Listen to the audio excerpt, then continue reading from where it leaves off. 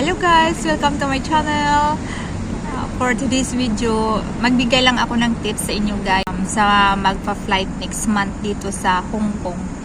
Dahil ngayon, malamig na dito sa Hong Kong, October pa lang. Parang early winter ba ang panahon. Kaya para iwas kayo sa sakit, pag nag-flight kayo dito, huwag nyo kalimutan magdala ng extra jacket nyo. At saka, kung meron kayong mga thick clothes na long sleeve katulad nito, dalhin nyo. Yan ang ngayon ang i-priority nyo na na damit na dalhin dito sa Hong Kong.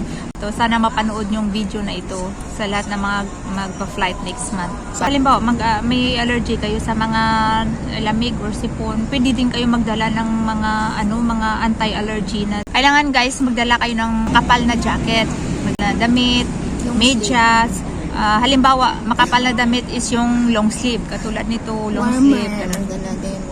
Medyas. Yung gamot nyo na, halimbawa, may allergy kayo sa lamig, ganun. O, lagay nyo sa malita nyo, guys. Huwag nyo yan carry, baka ma-question kayo sa immigration. Tapos, huwag nyo kalimutan yung moisturizer. Vaseline, lotion. Cream nyo kung madaling mag-dry yung mukha nyo, lagyan nyo ng cream or hand especially sa kamay nyo guys, kasi dito ang tubig malamig, tapos sa umaga maghugas ka bigla, di ba? Pagising mo maghugas ka agad ng kamay mo.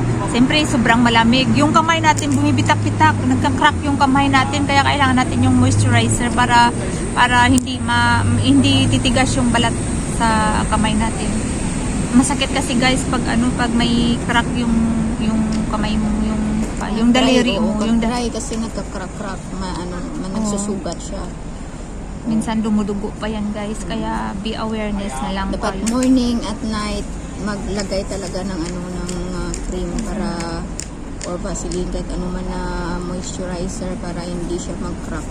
Morning at night. Take note din pag winter, kailangan nilang pag dumating sila dito, wag silang magchinelas or sandal. Kailangan nila mag-shoes kasi malamig na. Tapos mag-socks sila. Kailangan naka-rubber shoes kasi malamig na. Tapos naka-socks para hindi kayo mabigla ba pagdating dito. Tsaka yan yung daily use dito pag winter.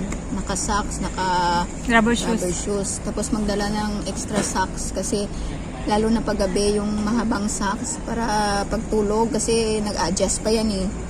Or pwede naman mag-comforter kahit na wala na, okay lang. Depende sa katawan nyo kung kaya ng lamig. Hindi naman dito tulad sa ibang bansa yung nagsisnow. Yung lamig dito parang kaya naman. At sana napanood nyo ang video na ito bago kayo mag-flight para malaman nyo kung ano yung pwede nyong dalhin. Sa amin guys, bigay tips lang sa inyo. Share lang kami natin Shell HK ng video para sa inyo guys. So huwag kalimutan magdala ng medyas, jacket, makapal na damit, halimbawa long sleeves, ganon, at saka yung mga moisturizer nyo, importante yan scarf dahil magda-dry yung skin nyo. Scarf, kung mayroon kayong scarf. Hindi naman marami yan, pero kailangan magdala kayo guys. Dapat na yung malaman nyo yung kung ano yung mga dito sa Hong Kong. Dapat nyo i-prepare. Tsaka wag umasa na bibigyan ng amo kasi may iba na hindi nagbibigay. So kailangan magdala talaga para sa sarili. Huwag umasa na bibigyan. Okay, thank you guys for watching. See you on next video. God bless. Ingat po tayong lahat.